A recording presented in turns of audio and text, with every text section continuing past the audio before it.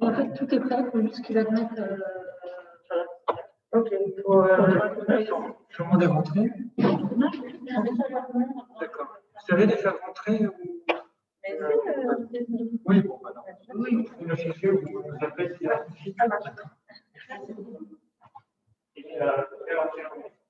Ouais. Ok.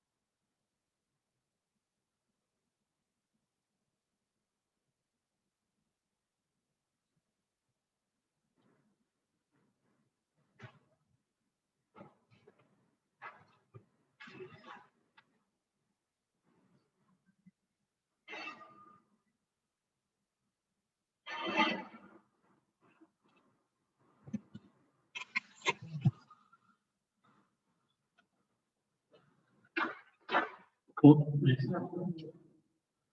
Ah, je vois ça.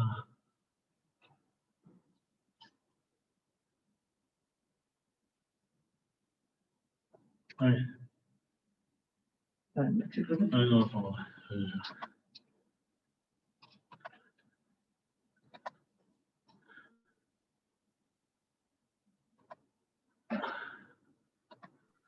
Alors, attendez. Est-ce que vous m'entendez? Très bien. Très bien. Alors, il faut que j'essaie de faire. Oui, on t'entend, Hervé. Ah, voilà. Il m'excusait, mais j'étais. On n'y croyait plus. Non, mais on terminait l'autre. Ça résonne de manière bizarre. Hein. On terminait l'autre audition et je devais raccompagner notre cher directeur. Alors, merci. Ahmed Simon. Ok, bon. On va enlever certains trucs. Bon, vous m'entendez bien? Oui. Parfait.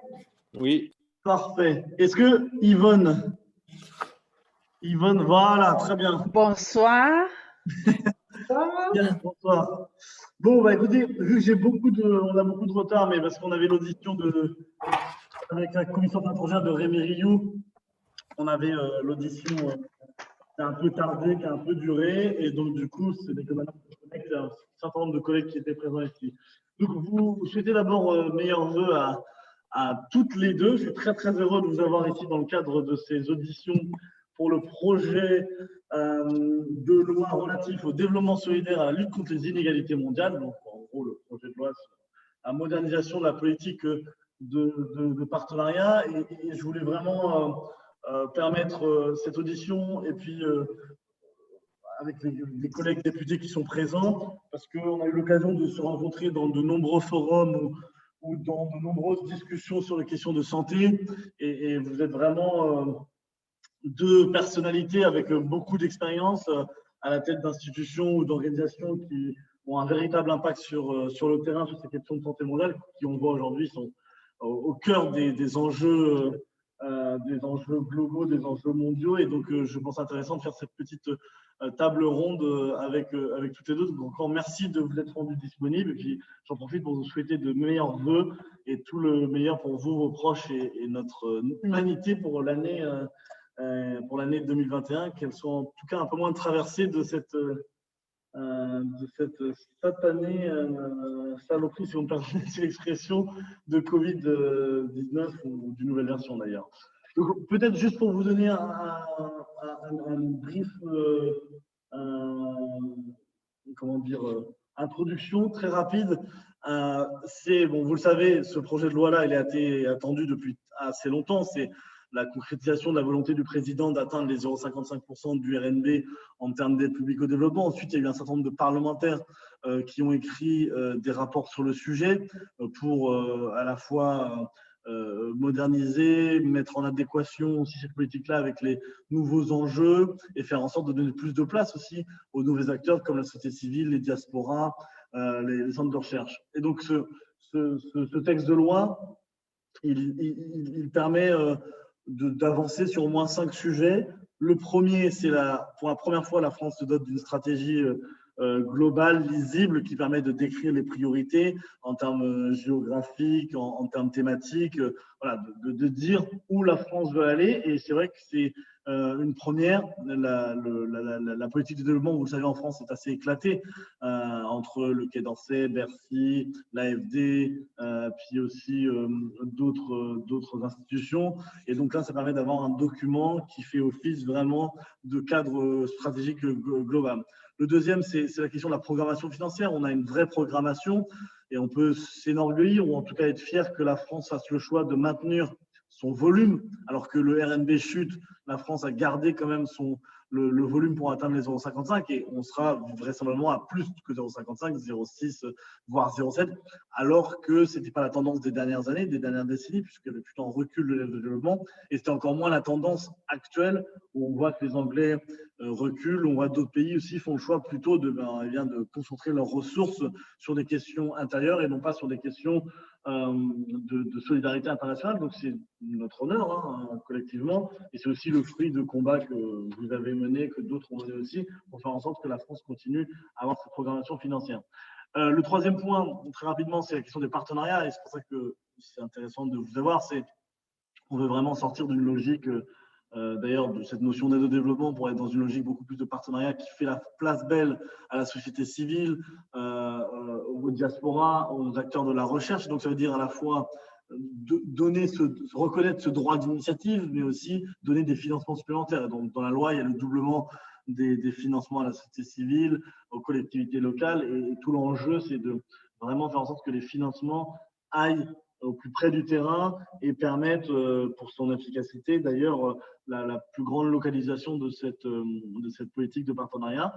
Et enfin, le quatrième point qui est dans cette loi et qui est une avancée, c'est la question de l'évaluation. Le projet de loi, dans son article 9, prévoit une commission indépendante d'évaluation sur le modèle de ce qui se fait en Angleterre et donc qui permet justement une évaluation indépendante et qui va réunir les différentes unités un peu éclatées dans l'écosystème français au sein d'une commission et qui permettra non pas de faire simplement du contrôle, et d'ailleurs pas de contrôle ou de la question d'efficience, mais vraiment faire de l'évaluation d'impact, comme on peut voir avec les travaux d'Esther Duflo et d'autres qui, dans le monde, comme vous le connaissez aussi bien que moi, le monde médical, avec des RCTs, avec des DIF et toutes ces méthodologies qui permettent au fond de savoir si ce que l'on fait a un impact et si ça permet de transformer la vie de milliers, de millions ou si on est ambitieux de milliards de personnes. Et cette question de l'évaluation, elle est importante parce que c'est non seulement une question de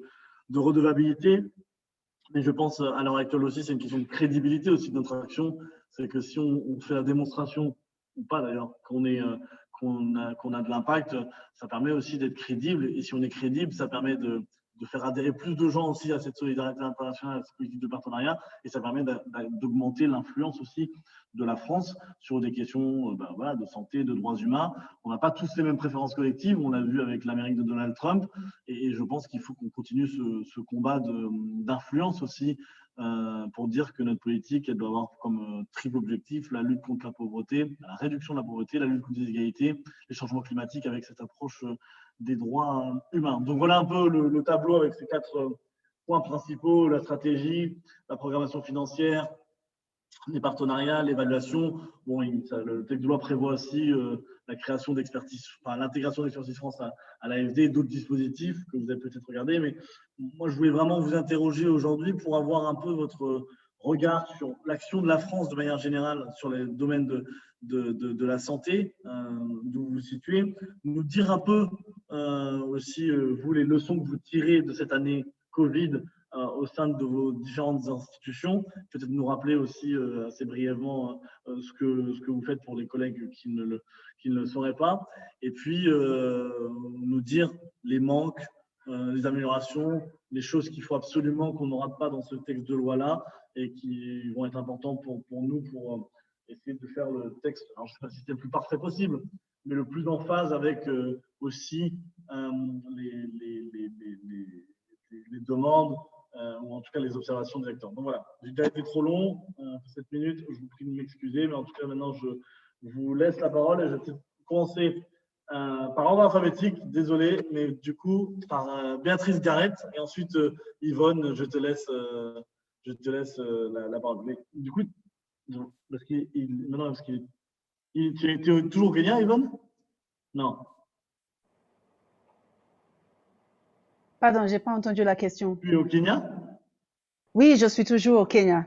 Ah oui, d'accord. Donc, oui, donc il y a un petit décalage horaire. Donc, on va pas te… Tout à fait, oui. J'ai 2 heures d'avance. Ah oui, 2 heures d'avance. Donc, tu as largement le temps. Ça marche. Bon, merci beaucoup, Béatrice. Je te laisse la parole. Oui.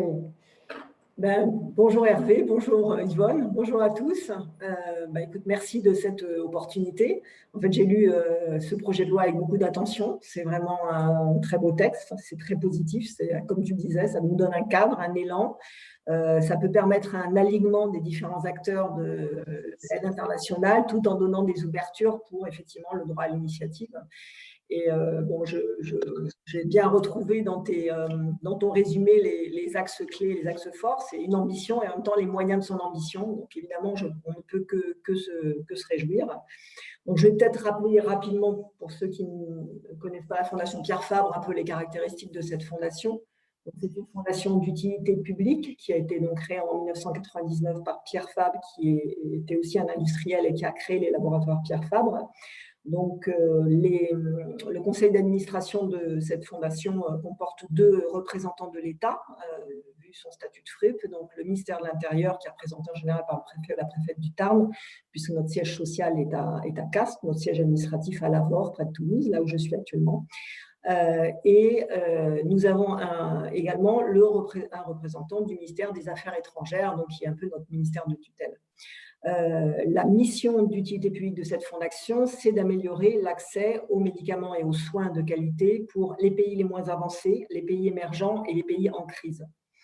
Nous avons une caractéristique assez forte qui est que nous intervenons comme opérateurs de plus en plus.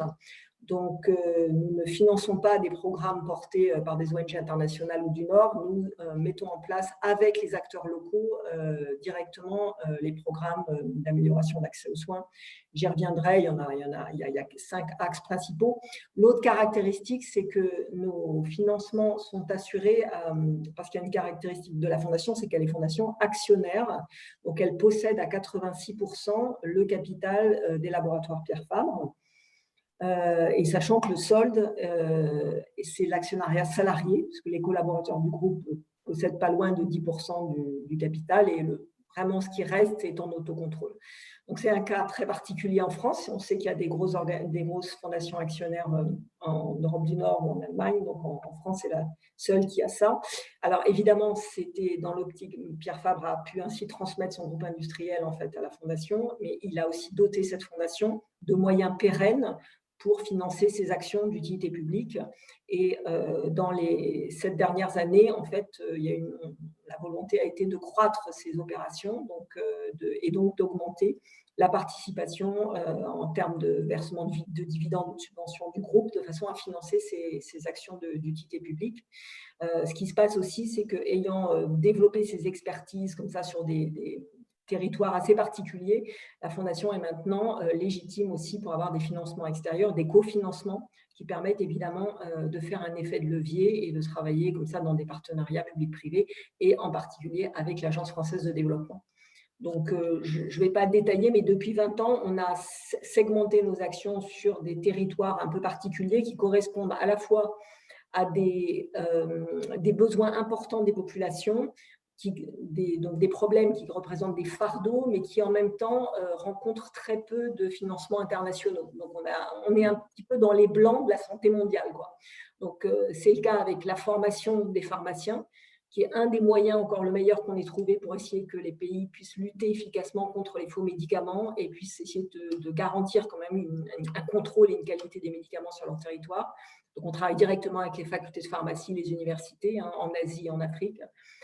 Et puis, on a choisi des pathologies négligées, mais avec fort impact sur les pays du Sud. La drépanocytose, qui touche 1 à 2% des nouveau-nés en Afrique, avec une forte taux de mortalité. Là, on travaille pareil en coopération avec les ministères de la Santé, avec des hôpitaux, des associations de patients, des centres de recherche. La dermatologie, alors ça pourrait être une autre spécialité, mais ça correspond à un type de besoin, souvent 4e ou 5e motif de consultation dans les centres de santé de base, où on fait face à un manque important de spécialistes.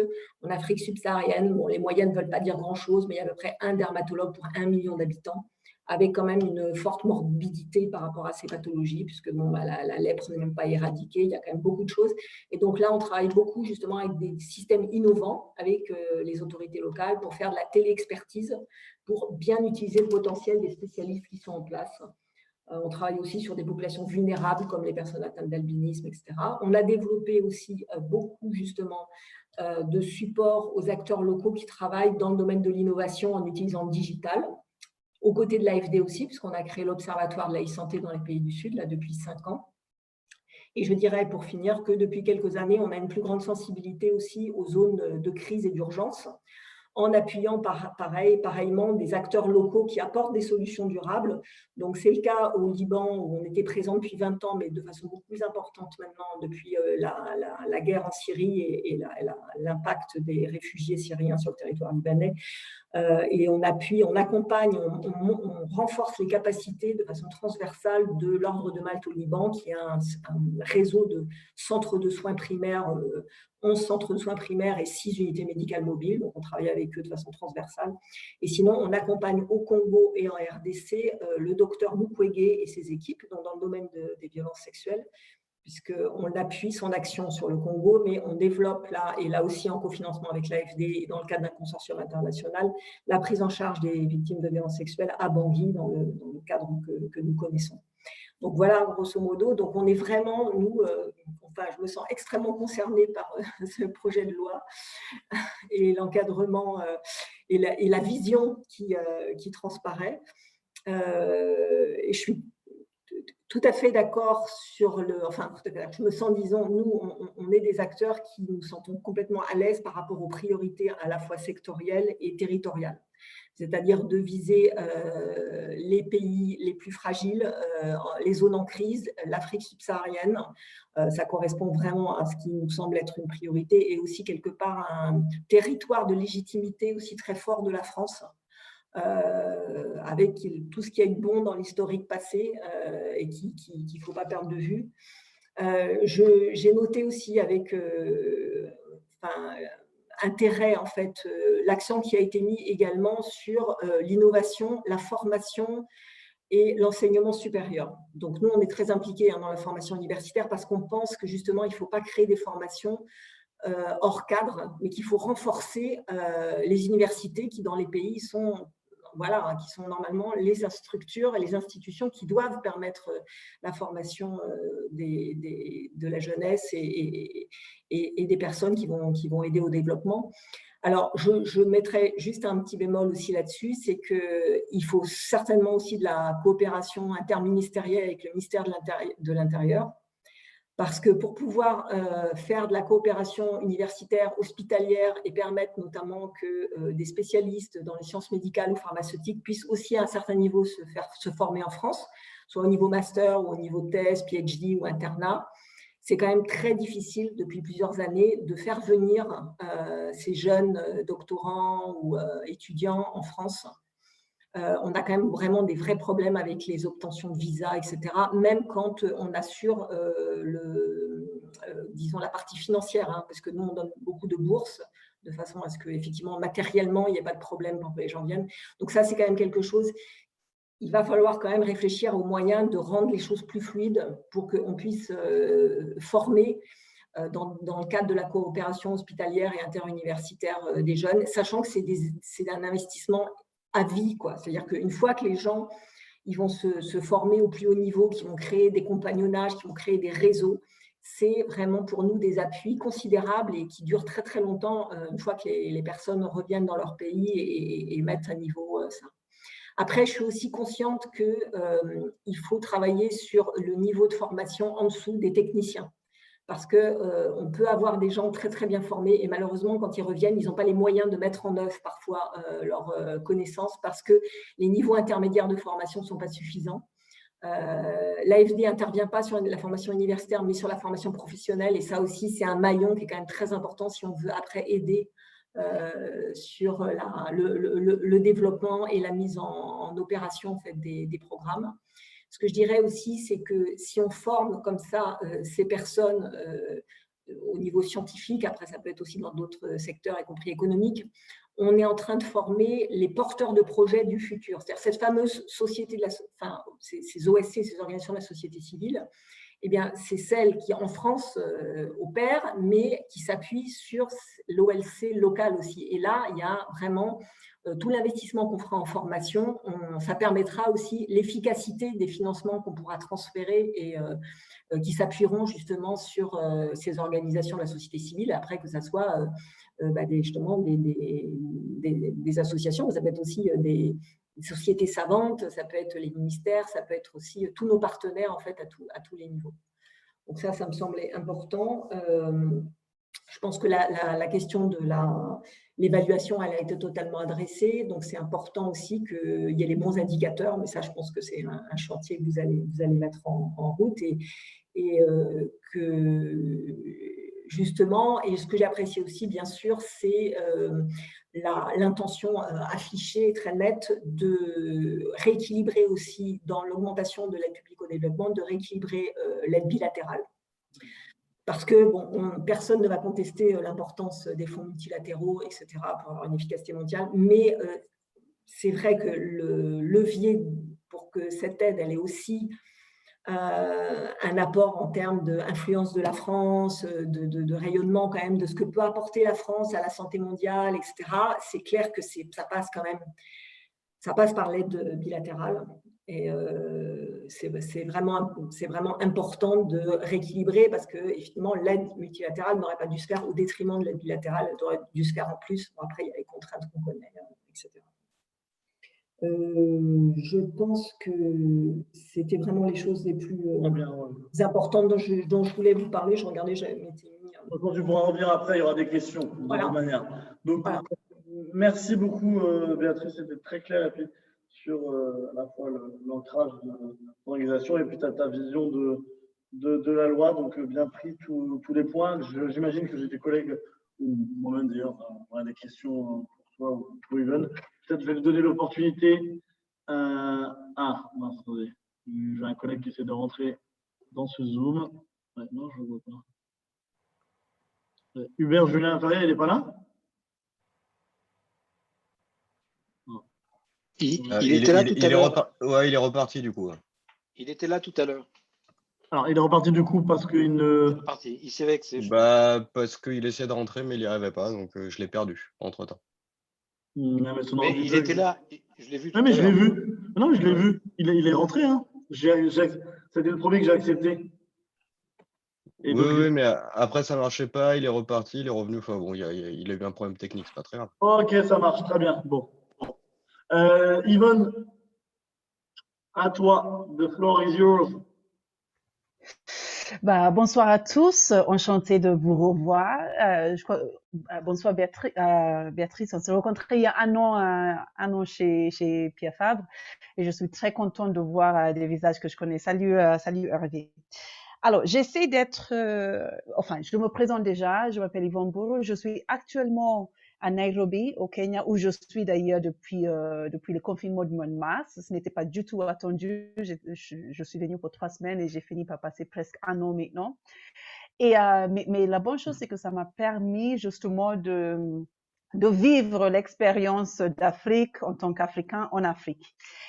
Et mais avant cela, je vous dis, je fais partie du Conseil présidentiel pour l'Afrique, un organe qui a été créé par le président de la République en 2017 pour le conseiller sur les enjeux de la relation entre la France et l'Afrique. Et je m'occupe principalement de sujets liés à la santé, aux sciences, innovation, entrepreneuriat, etc. Puisque je suis scientifique de formation, je suis immunologue, et donc les questions qui sont liées à la santé sont très chères pour moi. Donc, j'essaie de reprendre aux questions qui ont été posées. L'action de la France. En termes de santé, j'ai eu une très belle opportunité en 2019 de traverser l'Afrique justement pour voir comment était reçue l'aide de la France ou l'action de la France en termes de santé publique, etc. Et c'était dans le cadre d'un projet qui s'appelait Carnet de santé en Afrique, que j'ai fait au sein du CP1. Et ce qu'on a remarqué, on est allé dans 6 pays, 2 en Afrique de l'Est, 2 en Afrique de l'Ouest et en Afrique du Sud. Et ce qu'on a vraiment remarqué, c'est que la France est véritablement présente sur le terrain, mais c'est vrai que ses actions ne sont pas forcément visibles ou même connues. Je pense que la France a beaucoup contribué effectivement sur les canaux multilatéraux, ce qui est très bien. D'ailleurs, la France reste toujours la 2e contributeur, par exemple, au Fonds mondial. Elle est grand contributeur au Gavi, et d'autres organismes. Et c'est important, et je rejoins là les propos de Béatrice, c'est vrai que c'est très important, mais après la reconstitution du Fonds mondial en 2019, il y a eu quand même un renouvellement de cet engagement de la France, non seulement par le biais de fonds multilatéraux, mais aussi bilatéraux. Et donc, c'est là où je pense que la France peut tout à fait augmenter sa visibilité et la cohérence de ses actions sur le terrain. Parce qu'effectivement, avec l'aide bilatérale, on a beaucoup plus de flexibilité sur les choses sur lesquelles on peut agir.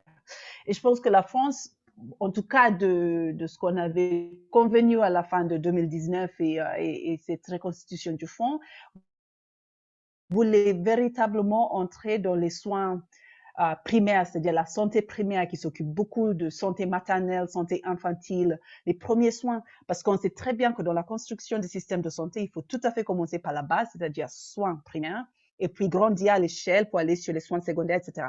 Donc, je pense que c'est la voie sur laquelle la France s'est engagée. J'aimerais effectivement que ça continue, puisqu'il s'agit véritablement de renforcer le système de santé depuis la base. Et ce qu'on a vu dans plusieurs pays, notamment en Éthiopie et au Rwanda, c'est que le succès de leur système de santé jusque-là est basé notamment sur le financement des soins primaires. Et c'est à partir de là qu'ils sont capables maintenant de faire des choses beaucoup plus complexes, c'est-à-dire les soins tertiaires, les soins comme les cancers, les diabètes, etc.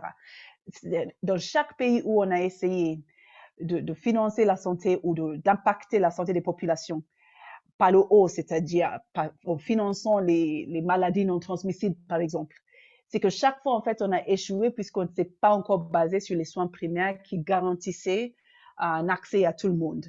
Donc, moi, je pense que c'est une voie très importante. La France doit s'engager véritablement sur cette voie-là parce que si on parle d'impact, et j'ai bien retenu cette souhait d'avoir une commission d'évaluation d'impact, si on parle d'impact, c'est une des manières les plus faciles de voir véritablement l'impact des fonds qui sont investis. Donc, qu'est-ce qu'on a vu avec le Covid en Afrique? Moi, alors, je parle depuis très longtemps de la santé en Afrique et le Covid était le test ultime de, si vous voulez, de tous ces investissements qui ont été faits depuis des années. Alors moi, ce que j'ai trouvé très intéressant avec ce virus, c'est que finalement, ce qu'on nous a demandé de faire non-stop, c'était de laver les mains. Laver les mains et puis garder une sorte d'hygiène de vie. Effectivement, je me suis dit, finalement, il se trouve que peut-être pour rester en bonne santé, pour garder la santé des populations, il fallait peut-être avoir, de l'eau, investir dans l'assaisonnement de l'eau, dans les villes, etc. Alors, c'est peut-être des choses les moins sexy, mais c'est des choses qui sont de plus impact sur la santé des populations. Je cite juste un exemple. J'ai vu des chiffres depuis l'ouest du Kenya où, à cause de Covid, ou peut-être grâce aux mesures d'hygiène occasionnées par le Covid, il n'y a pas un seul enfant qui est mort des maladies comme la diarrhée, des maladies liées à l'hygiène, alors que chaque année, on déplore les enfants qui sont morts à cause de ce type de maladies liées à l'hygiène de vie. Donc, finalement, ça nous a appris quelque chose, que investir dans la santé primaire, ça veut dire aussi investir dans l'environnement, dans l'assaisonnement de l'eau, dans les structures dans lesquelles les gens vivent et interagissent. Donc, il ne faut pas perdre la vue de ce que veut dire santé, en fait, en termes non seulement d'humain, mais aussi d'environnement. Et je pense que tout investissement qui va dans ce sens-là adresse globalement la question de santé des populations et santé publique. De l'autre côté, moi, j'ai vu un travail hyper intéressant de scientifiques. Je suis scientifique moi-même, donc tout de suite, je me suis intéressée sur ce que les scientifiques africains pouvaient faire pour contribuer à cette question-là. Mais là, c'était un petit peu plus compliqué parce que nous avons des systèmes, si vous voulez, un peu à l'ancienne. Enfin, nos dirigeants sont pas forcément très agiles ou même n'ont pas forcément l'envie de dévoiler la vérité de ce qui se passe sur le terrain. L'exemple, d'ailleurs, le plus connu, c'est la Tanzanie, où il n'y a absolument pas de chiffres concernant le Covid dans ce pays. C'est comme si, en fait, c'était un trou noir. Mais il y a eu un vrai effort au début, c'est-à-dire au mois de mars, mai, et peut-être même avril, mai, où il y a eu un vrai effort d'engager les scientifiques africains sur les questions de conseil aux États. Et à mon avis, ça a largement en fait, sa réussite a été en fonction de dirigeants en question. Il y a certains qui ont été très ouverts à ça. Par exemple, Cyril Ramaphosa, qui est le président d'Afrique du Sud, il a un très bon conseil de scientifiques, il le conseille sur les questions de Covid en Afrique du Sud. Il y a d'autres qui étaient beaucoup plus résistants.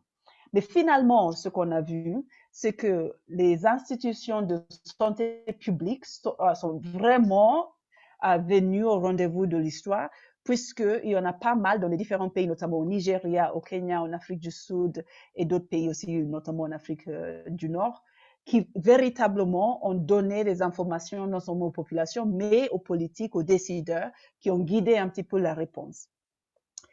Malgré tout ça, alors non, je dois aussi noter d'ailleurs, je suis désolée, je dois aussi noter le travail de Africa CDC, qui est, vous connaissez le CDC américain, et donc on a créé l'Africa CDC à l'époque d'Ebola, je crois que c'était en 2015, et c'est véritablement en 2020 où on a vu l'importance de cette institution. Je fais aussi partie d'un conseil, scientifique de Africa CDC, donc je vois de l'intérieur comment les choses passent. Ils ont véritablement des grands soucis de financement. C'est pour ça que je parle de ça. Toutes ces institutions de santé publique, que ce soit au niveau national ou international, ont des grandes problématiques de financement et de ressources humaines. Après, on s'arrange, etc. Mais le problème, c'est qu'il faut, si vous voulez, il faut une proposition de valeur pour les décideurs africains qui explique pourquoi ces institutions sont importantes pour le day-to-day, si vous voulez. Parce qu'il y en aura toujours des épidémies. C'est pas juste parce qu'il y a eu Covid qu'on a eu ce moment-là où on s'est rassemblés, etc. Mais c'est hyper important parce qu'il y a d'autres épidémies d'ailleurs, toujours en cours en Afrique, dont on oublie peut-être dans les magazines et les télévisions. Mais par exemple, au Nigeria, il y a d'autres épidémies, au Congo, etc. Mais aujourd'hui, le focus est véritablement sur le Covid. Donc, moi, mon crainte, c'est que les financements qui sont venus en Afrique en 2020 et qui vont continuer en 2021 soient très, très focalisés sur le Covid. Les institutions de santé publique sont eux aussi amenées à suivre les financements qui arrivent par l'extérieur, que ce soit par la France, par les voies multilatérales, etc. Et que finalement, on oublie de garder une sorte d'équilibre sur ces questions de santé publique qui permet non seulement de répondre à la COVID, mais de répondre aussi à la fièvre jaune, à l'Ebola, à Lassa fever, etc. Donc, je pense que c'est très important de garder cet équilibre et de formuler, si vous voulez, les mécanismes qui permettraient de ne pas chaque fois reprogrammer les financements qui sont venus pour telle chose pour que ça soit pour autre chose. Je suis pas sûre que la France n'a pas fait cela d'ailleurs en 2020. Je sais que les ressources sont limitées, mais si on va parler de santé publique, de santé des populations, c'est très important qu'on n'oublie pas certaines choses à la faveur d'autres qui sont urgents, émergents, etc. Et donc, là où il y a des manques, c'est effectivement les financements. Là où il faut investir, c'est notamment santé primaire, comme je disais tout à l'heure, mais aussi renforcer les capacités. Là, Béatrice en a très, très bien parlé. Financer la recherche aussi.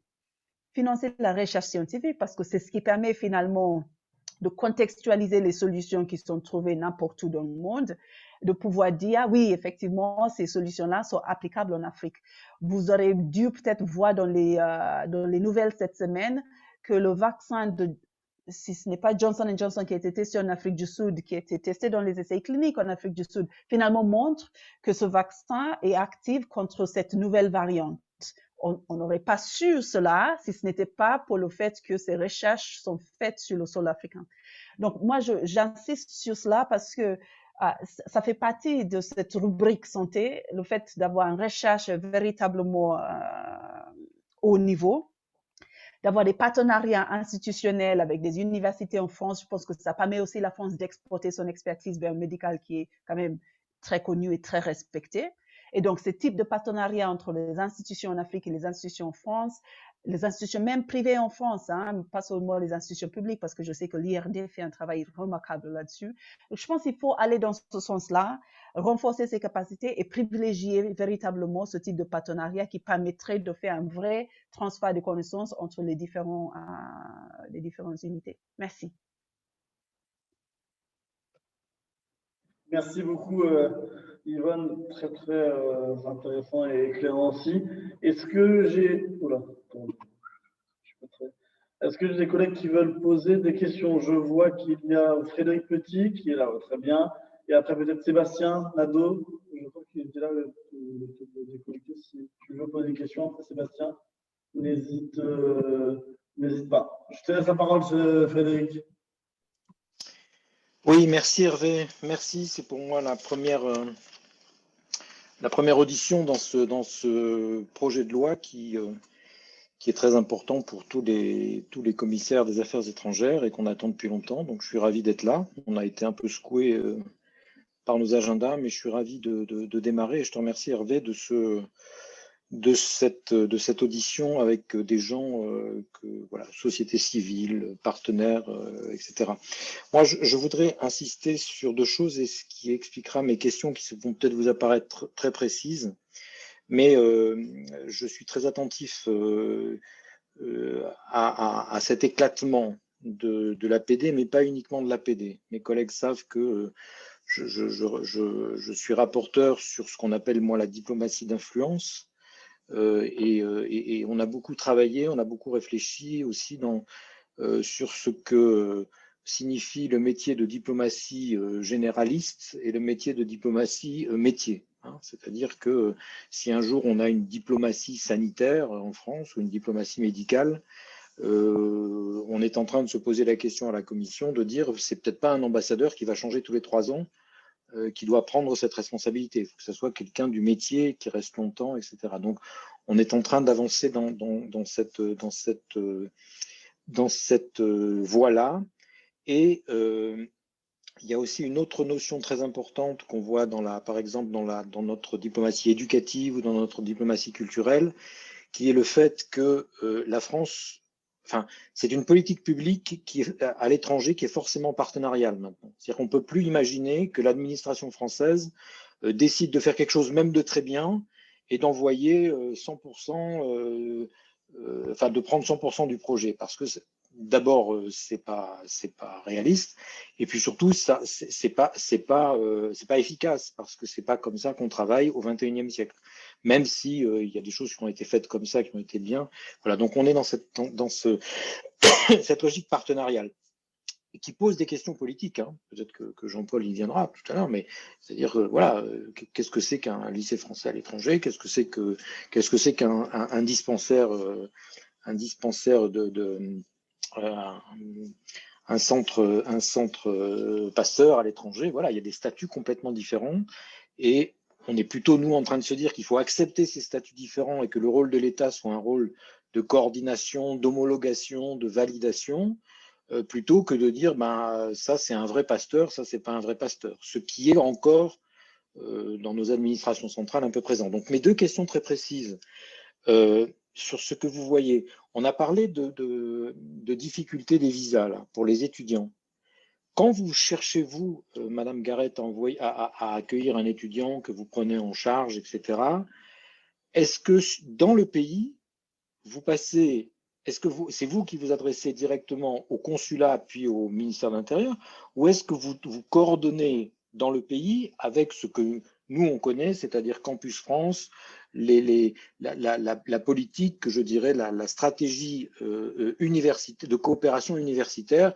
Peut-être que dans les pays où vous êtes, il y a un chargé de coopération universitaire dont l'objectif est de faire venir des étudiants en France. Ou alors, vous voyez, ma question est sur la coordination. Est-ce que vous connaissez dans vos pays vos chargés de coopération universitaire? Est-ce que Campus France, ça vous dit quelque chose? Est-ce que vous utilisez les moyens qui existent de l'autre côté, ou est-ce que on est encore en silo, en tuyau d'orgue complètement différent? Voilà. Et puis, autre question un peu du même ordre, et là qui vous concerne tous les deux. On a parlé des diasporas, Hervé en parle souvent, du rôle des diasporas. Moi, je suis élu des Français à l'étranger. Moi, je n'habite pas en France, j'habite à Cracovie. Voilà, et on est très attentif, on est 11 députés des Français à l'étranger, et nous, on est très attentifs à ce qu'on appelle la diaspora française. C'est-à-dire que, par exemple, une question très directe, est-ce que vous travaillez avec eux, est-ce que vous savez que vous avez des élus locaux français à l'étranger, dans tous vos pays, Voilà. Est-ce que vous travaillez avec eux? Est-ce que ça vous est arrivé de les appeler? Voilà. Il y a des Français élus locaux dans tous les pays où vous êtes. Est-ce que vous travaillez avec eux? Voilà.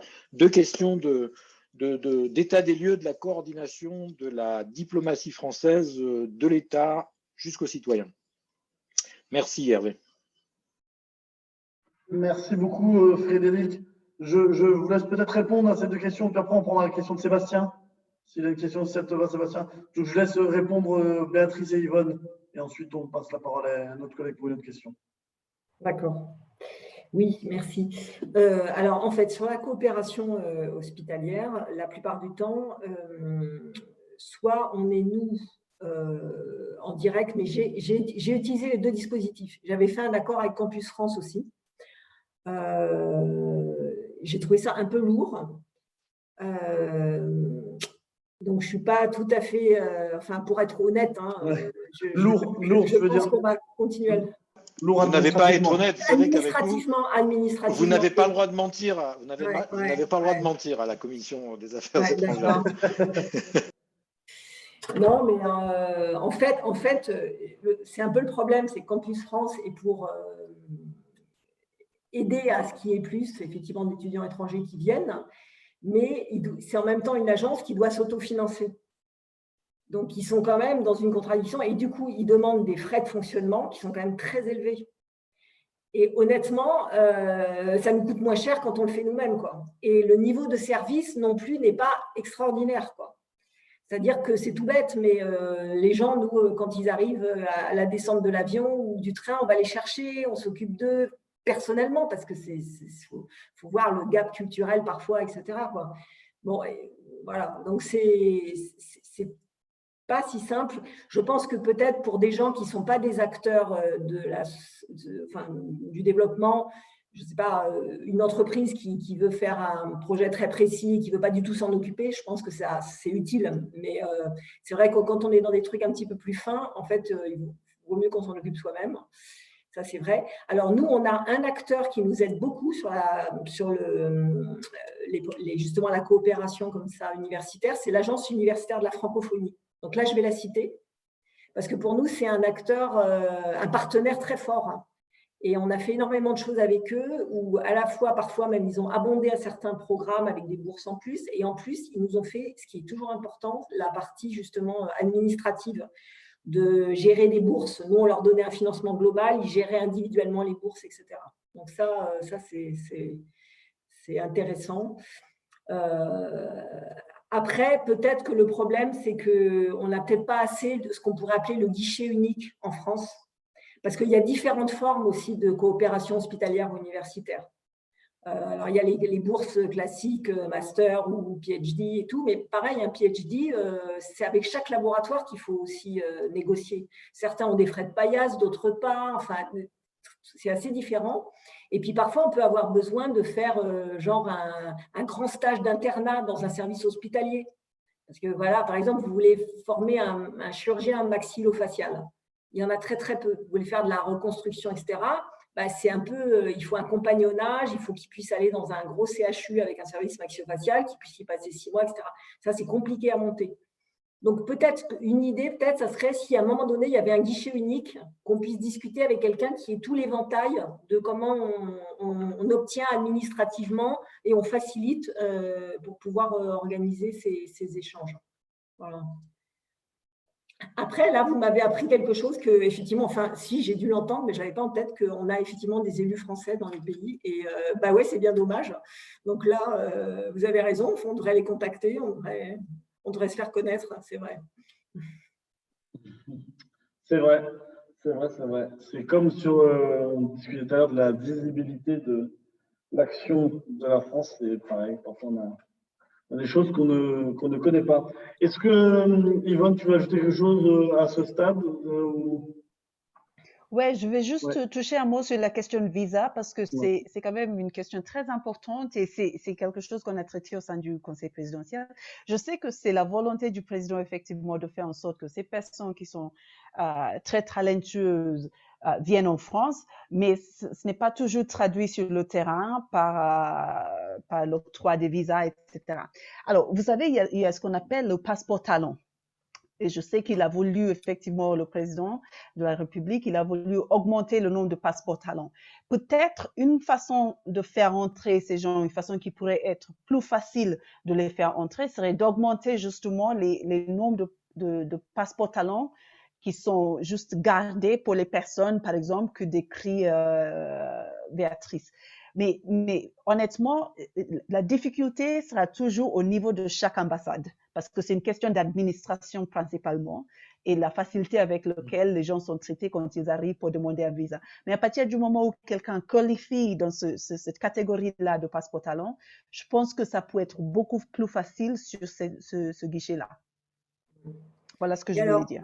Et juste rajouter un point, c'est qu'avec l'épidémie de Covid, ça a rendu les choses encore plus difficiles parce que honnêtement, nous, on peut toujours faire des missions en Afrique. Il suffit, évidemment, c'est lourd, il faut se tester avant, il faut se tester en arrivant, il faut parfois rester un peu à l'hôtel, il faut se tester en repartant, en arrivant, etc. Mais on le fait. Par contre, nous, c'est clair que maintenant, c'est plus possible pour nos interlocuteurs en Afrique d'obtenir un visa courte durée. Donc, pour participer à des colloques, des conférences, des remises des prix et tout, là, depuis 1 an, ils n'ont plus aucune autorisation pour venir, il faut le savoir. C'est-à-dire que, y compris des gens qui ont des visas longs, toujours valables, il leur faut une autorisation spéciale pour venir et ils ne l'ont pas.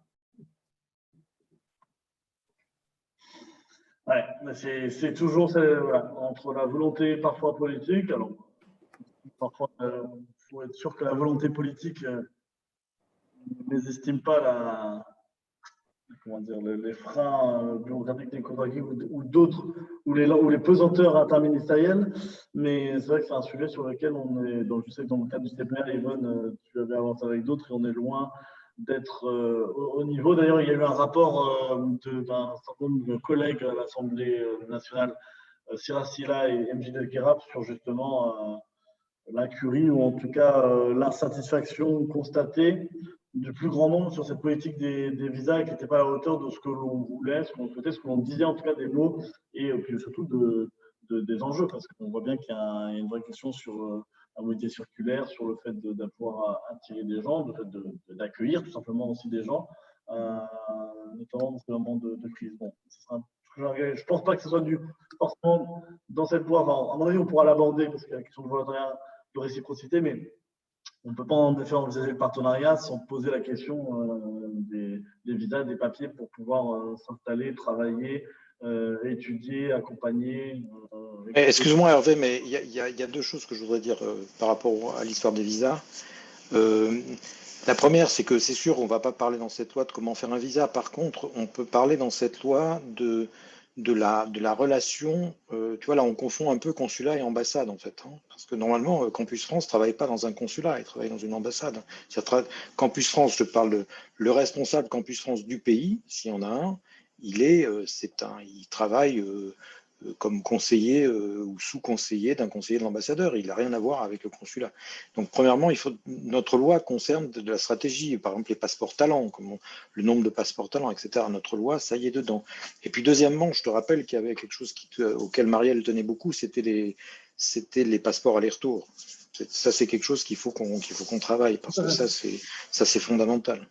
Non, ce que je disais simplement, pour être bien compris, c'est que je ne pense pas que la discussion n'a pas sa place. Je mets juste en alerte sur la question d'un potentiel cavalier législatif, mais il faut qu'on mette ceinture, casque, bretelles pour être sûr qu'on puisse rentrer dedans s'il y avait des amendements. Mais il faut en effet en mettre, en déposer, en proposer et le discuter avec le gouvernement, parce qu'en effet, l'article sur le volontariat peut être une des pistes d'entrée ou rajouter un titre tout simplement sur le sujet.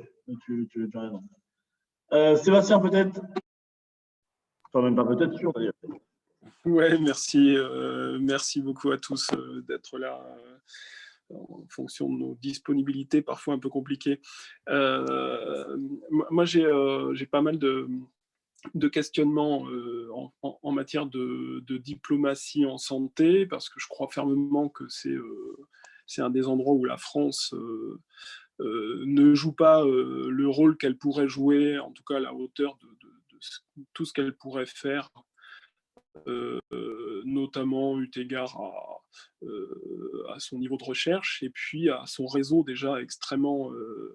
il y a un très très bon maillage, on le disait à travers les IRD tout à l'heure et un certain nombre d'instituts. Et je trouve que finalement, on n'utilise pas suffisamment le côté positif de la chose et cette mise en musique avec les autres pays. Principalement, ma question, c'est à travers votre retour d'expérience, est-ce que les universités, alors j'ai entendu pour l'université francophone et je trouve que c'est très très bien, mais est-ce que les différentes universités sont des interlocuteurs avec lesquels vous arrivez à travailler facilement ou pas? On a raté, me semble-t-il, un petit peu la marche dans le projet de loi recherche, de programmation de la recherche, là récemment, sur la question de la recherche en lien avec les pays étrangers et donc particulièrement avec les pays d'Afrique. Et donc j'aurais voulu savoir un petit peu s'il y avait des choses faciles de ce côté-là.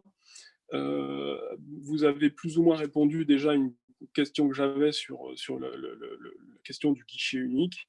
Moi, je l'ai vécu à travers l'association DREP Afrique. On a monté depuis 2 ans un dispositif dans le conseil d'administration de l'association. Il y a autant de chercheurs de pays africains que de chercheurs français.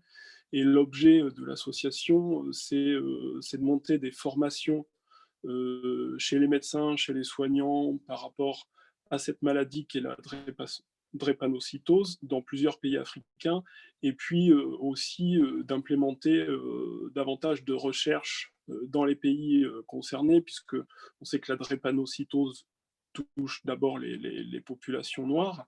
Et ce que j'ai pu voir, alors je donne un coup de main vague en portage politique quand il y a besoin, mais moi ce que j'ai pu voir, c'est que il fallait passer son temps à frapper à toutes les portes, mais à toutes, parce qu'en fait, il n'y avait pas un seul endroit qui s'imposait d'évidence pour engager des relations avec des partenaires à tel ou tel endroit. Avec la chance, puisque c'est un portage politique, même s'il s'est retiré de la vie politique, mais avec Robert Hue qui est à la tête de l'association, je dirais avec la chance d'avoir une porte ouverte avec le président Macron, avec Jean-Yves Le Drian et puis avec l'AFD, mais avec tout ça, on a encore plein d'obstacles quotidiens sur la partie financement, sur débloquer ceci ou cela. Donc je me dis, j'imagine quand on n'est pas en facilité avec la centralité politique, ça doit être quand même assez difficile pour faire avancer concrètement les choses. Donc mes questions, c'est les universités sont-elles des partenaires? Et 2, l'idée de guichet unique, mais concrètement, ça ressemblerait à quoi ce guichet unique? Un standard téléphonique, j'aimerais bien savoir de ce côté-là. Merci beaucoup, Sébastien. Alors, Yvonne, Béatrice, Yvonne, qui commence? Béatrice? Oui.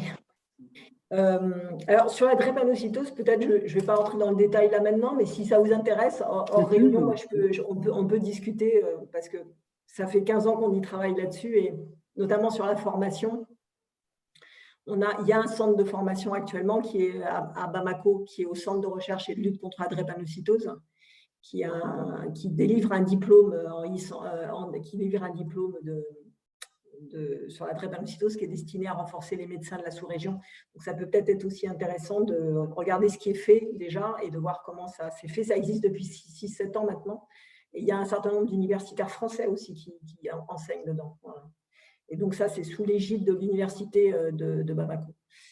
Alors, les universités, nous, c'est des très bons partenaires, et il faut savoir que pour que ça fonctionne, il faut du long terme. Il faut c'est nouer des relations, c'est pas des opérations spot, quoi. Alors, en fait, notre expérience, en tout cas, en Asie du Sud-Est, ça fait 20 ans qu'on travaille avec les universités du Cambodge, du Laos, du Vietnam. Et il faut partir de leurs besoins. Alors, ils ont à la fois des besoins matériels, hein, des fois, c'est tout bête, mais des fois, il faut construire un bâtiment ou créer des salles de TP. La plupart du temps, dans les sciences pharmaceutiques ou médicales, ils ont que la formation livreste et ils n'ont pas les moyens de faire du travaux pratiques. C'est absolument indispensable, et c'est cher. Donc, et puis, former ensuite les formateurs. L'idée, c'est former des formateurs, et ça prend très longtemps. Parce que, voilà, un master 2 ans, un PhD 3 ans, si vous voulez que tout le monde soit au niveau international et qu'ils puissent dialoguer, et donc les équiper pour qu'ils puissent faire… Et après, leur permettre d'être en lien avec des réseaux pour qu'ils puissent faire de la recherche. Parce que s'ils sont formés à la recherche et qu'ensuite ils ne peuvent pas faire de la recherche, et comme ils sont très peu à être ce niveau de formation, souvent, quand ils reviennent, ils sont absorbés par des tâches administratives. Ils vont être le second du doyen ou du recteur et ils ne vont pas faire leur travail. Donc, il faut qu'ils puissent être inclus dans des programmes. Donc, tout ça, ça prend, mais il faut 10, 20 ans pour commencer à avoir des impacts. Ça, c'est sûr. Et donc, c'est vrai que l'AUF nous a été très utile là, sur toute l'Asie. Là, nous, depuis 7 ans, on travaille avec l'université de Lomé, au Togo. Et en fait, on a décidé de les aider à développer la filière de formation des pharmaciens. Parce que souvent, il n'y a pas de faculté de pharmacie. C'est juste un petit département dans la faculté des sciences de la santé. Et là, il n'y avait aucun professeur qui était du pays. En fait, ils avaient des intervenants des pays voisins, etc. Donc déjà, le travail de long terme, c'est de former des formateurs dans les principales disciplines pour qu'ils puissent ensuite former en bonne qualité, et puis leur donner, pareil, des travaux pratiques. Etc. Donc, on y arrive, mais il faut savoir que il faut être prêt à s'investir sur le long terme, sur le temps. Et alors, la façon dont on travaillait avec les universités françaises, c'est surtout… Alors, en Asie et au Togo, d'ailleurs, on a des conventions avec les universités, les facultés de pharmacie françaises, 6 ou 7. Et en fait, dans le cadre de leur politique internationale, ils ont accepté qu'un certain nombre de professeurs aillent faire des missions de formation sur place. Et ce qu'on a fait de plus en plus, au lieu de faire venir les étudiants étrangers pour qu'ils viennent suivre les enseignements dans les facultés françaises, on a réussi à faire partir les professeurs des sciences pharmaceutiques. Il y en a eu jusqu'à 50, hein, c'était vraiment un gros réseau, qui sont allés former des formateurs dans les universités asiatiques, de façon à ensuite enclencher un système de pérennité où les formateurs sont après autonomes pour former. Mais il faut aussi savoir que le mot-clé, c'est les réseaux. Une fois que vous formez les gens, il ne faut pas les laisser tomber. Il faut les mettre dans des réseaux où ils puissent échanger de la connaissance, où ils puissent travailler sur des projets collaboratifs, monter des projets de recherche. Et c'est là où il faut faire le lien avec les instituts de recherche français. Donc, notamment en master, en PhD, on a toujours essayé de développer qu'ils puissent faire leurs thèses ou leurs travaux de recherche en lien avec des laboratoires mixtes. Donc, ils ont pu faire ça à Pasteur, Mérieux, IRD, voilà, essayer de trouver des collaborations et essayer aussi de les former à pouvoir repérer les appels à projets, appels à propositions, pour qu'en consortium, ils répondent et puissent avoir accès aux financements internationaux. En fait, il faudrait que toute cette manne de financement pour des projets de recherche, ils y aient accès. Et alors, les financements internationaux, parfois assez, enfin, je ne sais pas, ou européens même, tout ça, il y a un obstacle tout bête, c'est la langue. La plupart des choses sont en anglais. Franchement, ils n'ont pas accès, c'est trop compliqué. Donc, déjà, donner un filtre en français pour pouvoir avoir accès et répondre aux appels à projets pour la recherche. Ça serait déjà une aide complètement très importante, y compris sur les projets européens. Merci beaucoup. Excuse-moi Hervé, j'ai 2 questions précises là, techniques. D'une part… Du coup, peut-être, si tu… Oh, pardon. Regardez ta question, comme ça, Yvonne peut-être répond et après tu reposes tes questions. Si Yvonne, tu as des choses à rajouter, désolé Frédéric, mais du coup, Yvonne répond et après tu peux reposer tes questions. Bien sûr, j'avais oublié qu'on n'avait pas fini le tour, excuse-moi. Pardon, mais je pense que Béatrice a vraiment répondu parfaitement à la question. Je vais juste insister sur son dernier point, sur la langue. On a même fait une étude, on a écrit un petit commentaire sur cela. si la France veut véritablement avoir cette visibilité sur le terrain, il faut qu'elle s'investisse beaucoup plus sur cette question de langue dans la science. Vous savez, aujourd'hui, en Afrique francophone, ce qui se passe, c'est qu'en fait, les gens sont quelque part, plus ils sont formés dans les sciences, moins ils s'intéressent à la française comme langue, en fait. Et c'est justement parce que les financements internationaux sont vraiment, véritablement, grande majorité en anglais. Et donc, il y a cette perte de diplomatie, si vous voulez, culturelle, sociale, puisque c'est pas aussi attractif la France du point de vue financement quand il s'agit de faire des hautes études en sciences, en santé, etc. Mais pour revenir à la question de partenariat, je veux juste souligner le travail. Moi, je vois sur le terrain un travail de l'IRD, les instituts Pasteur, notamment en Afrique francophone, où il y a de vraies collaborations avec les universités locales et de vrais échanges, non seulement entre les institutions en France et ceux en Afrique, mais aussi un vrai engouement de partenariat sud-sud qui est justement suscité par l'IRD ou par l'Institut Pasteur. Donc, je pense que ce type de partenariat existe. Ils sont peut-être à encourager, à financer, à reprendre. Voilà. Très bien. Merci beaucoup toutes les deux pour ces questions ces réponses extrêmement précises et je pense sont irriguées de vos expériences de terrain et de talent. Frédéric. Oui, donc deux précisions. Donc, la Fondation Pierre Fabre, vous êtes basé en France, vous n'avez pas d'antenne dans les pays ou comment vous travaillez? Et puis, deuxième question, votre budget à la louche, budget annuel, ça représente quoi? Oui, alors en fait, on est basé en France, mais on développe de plus en plus des postes en local, en fait, pour avoir des coordinateurs locaux. Donc, alors après, je vous dis, les personnes qui mènent vraiment sur le terrain les actions, ce sont davantage les structures locales. Donc, ça va être un hôpital, c'est le personnel de l'hôpital, voilà, etc. L'université, c'est les profs d'université. Mais en fait, on se rend compte quand même que cette partie interface, communication, soutien, elle est importante. Et alors, on fait ce qu'a fait la France pendant très longtemps aussi, c'est qu'on met des experts techniques aux côtés des structures locales. Parce que ça aide, mine de rien. Parce que souvent, ce qui manque dans les structures, par exemple, vous prenez un hôpital, c'est qu'il manque le middle management, il manque le staff support. Donc, vous avez le professeur le plus diplômé, le clinicien le plus extraordinaire, il va se retrouver à faire la direction, l'administration, les RH, etc. Mais c'est horrible, avec quasiment pas de secrétariat, etc. Machin. Donc souvent, on en arrive pour pouvoir porter les projets à mettre des gens en support pour aider en expertise technique, justement, et parfois pas sur les aspects médicaux, mais sur les aspects de management, de gestion de base, quoi. Voilà. Sinon, nous, on est encore une petite fondation, mais on grossit. Donc là, notre budget de cette année, c'est de 12 millions. Avec 30% de financement extérieur, donc essentiellement de l'Agence française de développement, et le reste qui sont nos financements propres.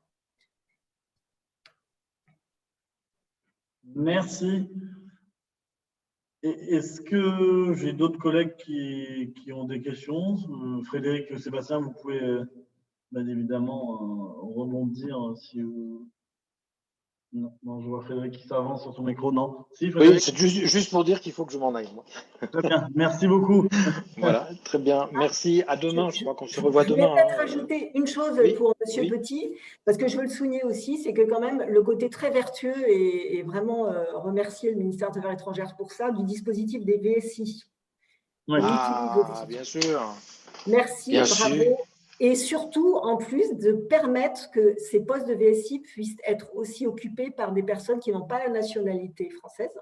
Et donc là, on fait du sud-sud. Parce qu'en Afrique, on regorge de gens, mais hyper experts, des gestionnaires de projets, des médecins coordinateurs, des responsables administratifs et financiers qui sont expatriés à l'intérieur en fait, du continent. Et quand on pose une annonce maintenant sur Coordination Sud, on a plein de superbes candidatures africaines et on peut utiliser le dispositif des VSI qui est tellement plus simple. Sinon, c'est compliqué localement, tous les dispositifs de Bien sûr, alors ça, on est pas mal là-dedans. On a encore des progrès à faire parce qu'il on a aussi tout ce qui est VIA, VIE, qui est, à mon avis, qui pourrait être aussi décalé. Alors bon, c'est compliqué à mettre dans la loi parce que c'est plus réglementaire. L'intérêt que je vois, moi, à VIA et VIE aujourd'hui, c'est que on les gère très bien. Voilà, je ne sais pas pourquoi, il y a un ministère qui s'est mis à bien les gérer. Voilà, ils font ça très bien. Voilà,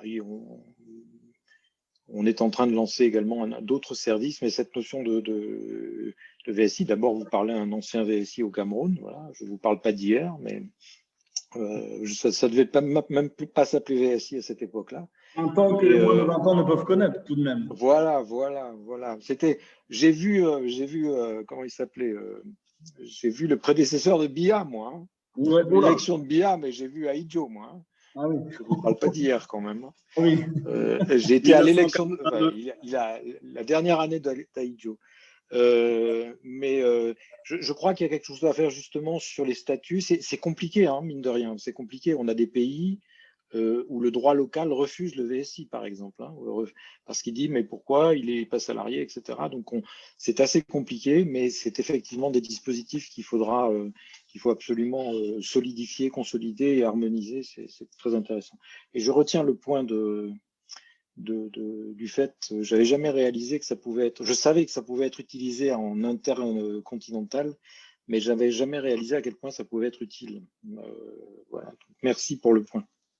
Je m'en vais, excusez-moi. Merci beaucoup, Frédéric. Merci, à demain à tous. Ouais. Alors, moi j'avais une petite question. Sébastien, tu avais quelque chose à rajouter? Oui. Simplement, tout à l'heure, dans mes questions, j'ai oublié de poser une question sur le potentiel des co-tutelles de thèse. Il y a pas mal de laboratoires en fait, qui globalement font des rapprochements assez signifiants en termes de collaboration sur la base au départ en fait, seulement qui partageaient un étudiant en thèse. Donc je voudrais savoir s'il y a de l'existant assez important de ce côté-là et puis si c'est quelque chose qui peut être porté plus avant.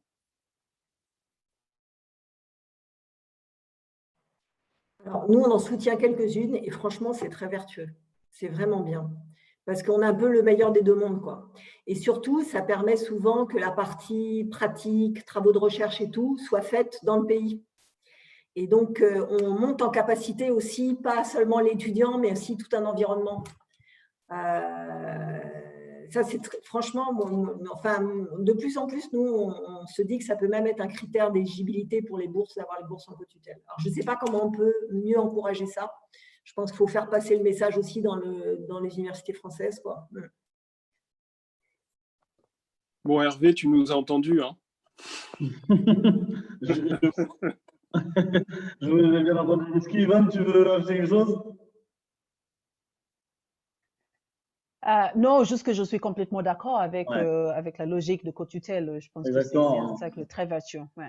Il faut encourager.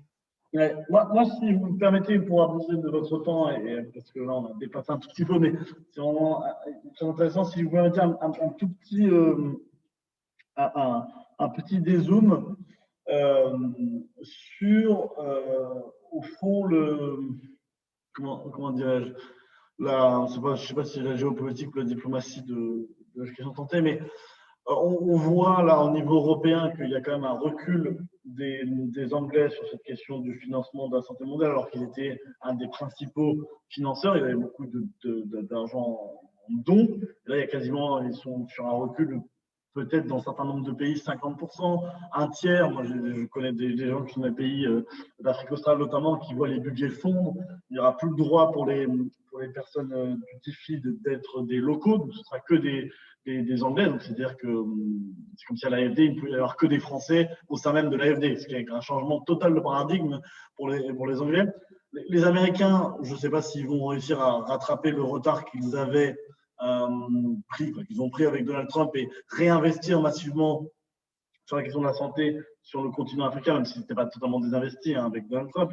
Et en même temps, il y a la diplomatie sanitaire, la diplomatie du masque chinois en Afrique. Donc, si on fait juste un zoom sur l'Afrique, et notamment sur la réponse des pays africains à la crise, alors je ne veux pas que ce soit une question trop globale non plus, parce qu'on ne va pas faire une thèse, mais comment dirais-je, quand on voit la réponse de Africa CDC, la réponse sanitaire, etc., la coordination qu'il y a eu, est-ce qu'au fond, on est en train de voir l'émergence d'une, comment dirais-je, d'une identité africaine sur les questions de réponse sanitaire coordonnée globale, ou est-ce que cette réponse-là, comme vous avez pu voir sur le terrain, elle est encore fortement, ou elle est imprégnée fortement d'une influence chinoise ou de financement internationaux, de financement français? Bon, de ce qu'on se dit, on voit bien que la France finance, mais peut forcément, pas forcément l'influence, pas forcément visible. Mais comment vous voyez un peu cette année qui vient de s'écouler sur la géopolitique de la santé dans les pays africains, sachant que c'est très divers, et j'en ai bien conscience, entre le Zimbabwe, le Kenya ou le Sénégal, c'est très très divers, mais peut-être au sein, là en recentrant sur l'Union africaine, l'Africa CDC, voilà, comment cette géopolitique ou cette politique s'est un peu jouée cette année, parce que ça a un impact tout concret pour nous, simplement avec le futur sommet UE-UA qui va parler du futur. Et comment parler du futur sans parler de la question de la santé, la question de la vaccination, mais la question aussi du financement de la santé, de la couverture santé universelle. Et puis parce qu'aussi, il y aura la présidence française de l'Union européenne et bien évidemment, il y aura cette question des partenariats avec le voisinage proche, notamment l'Afrique, et donc la question de la santé sera aussi au cœur de la présidence française. Donc voilà, je ne sais pas si je suis très clair dans ma question, je peux m'excuser pour le caractère un peu global, beaucoup moins précis que celle de Sébastien sur l'écoute de l'OTAN, mais c'est vraiment pour que aussi on ne se trompe pas non plus dans ce texte de loi-là sur les enjeux, les moyens qu'il y a à mettre, parce que justement, c'est des experts plutôt techniques à Africa CDC, l'Union africaine, etc. Voilà. Donc comment tout ça, selon vous, c'est joué un peu au niveau des institutions panafricaines ou africaines pendant cette crise? Merci. J'avoue que c'était justement ma crainte concernant les institutions comme Africa CDC qui sont, si vous voulez, propulsées par les pays internationaux, c'est-à-dire que pour l'Africa CDC, en tout cas, il y a eu un vrai investissement des États-Unis, de Bill Gates Foundation, etc., de faire que ça existe déjà. Mais en fait, et effectivement, ça devient un problème quand les pays et les dirigeants du pays ne s'approprient pas l'existence de cette institution parce que finalement, elle existe, elle est quelque part financée, oui, mais est-ce qu'on écoute véritablement ce que dit l'Africa CDC, etc. La bonne nouvelle, c'est que finalement, ceux qui disent qu'il faut jamais gâcher une bonne crise, au moins, ce n'est pas le cas avec l'Africa CDC parce que véritablement, cette crise, ce que ça a fait, c'est que ça a installé Africa CDC dans le paysage de santé publique au niveau continental et que c'est véritablement écouté par les pays. Bon, après, les dirigeants vont faire ce qu'ils vont faire, mais l'impact de la voix, par exemple, du directeur d'Africa CDC, c'est tout à fait important aujourd'hui, ce qui n'était pas forcément le cas il y a 2 ans. Donc, là-dessus, c'est clair. L'autre chose qui est très encourageant aussi, c'est le fait que je vois effectivement les pays s'approprient finalement cette institution. Et c'est elle aussi qui est allée vers les différents scientifiques dans les différents pays, les différentes institutions de santé publique nationale pour faire en sorte que on intègre les scientifiques de différents pays. Donc, je pense qu'il y a véritablement un travail de fond qui a été fait au niveau d'Africa CDC, l'Union africaine, etc., d'intégrer les institutions nationales de santé publique et de faire en sorte que cette institution qui est au niveau continental soit véritablement représentative de ce qui se passe sur le continent. Et puis, il y a des réunions hebdomadaires, chaque pays présent à le progrès de ce qui se passe dans son terrain vis-à-vis de Covid, etc. Donc, le maillage vraiment est là. En termes maintenant de priorité, moi je me rappelle au début de cette crise, il y a eu cette notion de nommer des scientifiques au niveau continental qui vont conseiller les pays. Et puis finalement ça n'a pas eu lieu et je sais que c'était au niveau de l'Union africaine où finalement on n'a pas été très intéressé. Mais moi ce qui m'a frappé, c'est que au sein de Africa CDC, ils savaient en fait ce qu'ils voulaient, ils savaient où étaient leurs besoins. Et donc, il s'agissait d'exprimer leurs besoins devant les partenaires internationaux qui s'intéressaient à faire une chose, mais que finalement, on savait que ça n'allait pas marcher sur le terrain. Et donc, on n'a pas fini par avoir un conseil scientifique au niveau continental, mais on a fini par avoir des conseils scientifiques au niveau de Africa CDC qui regroupent les représentants de différents pays. Et je pense que le résultat était meilleur pour tous. Donc, moi, voilà, si on est toujours dans cette logique de partenariat, de solutions qui sont vraiment venues de besoins qui sont sur le terrain, je pense qu'on ne va pas se tromper. Et cette crise nous a permis finalement de voir l'impact d'une institution comme celle-là. Et si on peut effectivement la financer, échanger avec elle de manière très égale, je pense que c'est la bonne voie. Je suis complètement d'accord avec cette pensée. On est d'accord. Merci beaucoup. Est-ce qu'il y a d'autres? Est-ce que vous avez des commentaires à ajouter, mesdames, ou est-ce que j'ai d'autres collègues qui ont des questions, des collaborateurs de collègues? Si ce n'est pas le cas, il me revient l'honneur, le plaisir de vous remercier très sincèrement pour avoir pris de votre temps et de nous avoir partagé après votre expérience, votre vision aussi des choses. Et on est, alors vous, je ne sais pas si vous pouvez dire que vous l'aviez dit, parce que pour vous, les questions de santé, alors pour certains, maintenant c'est une évidence que c'est des sujets mondiaux et on voit à quel point une pandémie peut clouer le monde au sol et faire en sorte que quasiment tout s'arrête. Vous êtes des militants de la question de la santé depuis très longtemps, donc je ne sais pas si c'est très surprenant pour vous, mais en tout cas, vous n'êtes pas aussi désarçonné qu'un certain nombre. Mais je vous remercie bien évidemment pour votre action, souvent parfois avec des financements français, pas tout le temps. Et c'est important parce que c'est à travers aussi vous et les acteurs de terrain que notre pays et puis surtout les institutions avec qui vous travaillez, la recherche et autres, peuvent rayonner et répondre aux défis contemporains, notamment sur la question de la réduction de la pauvreté et de l'égal accès à la santé, qui est un enjeu essentiel pour nous tous et nous tous. Donc, merci beaucoup d'avoir pris de votre temps.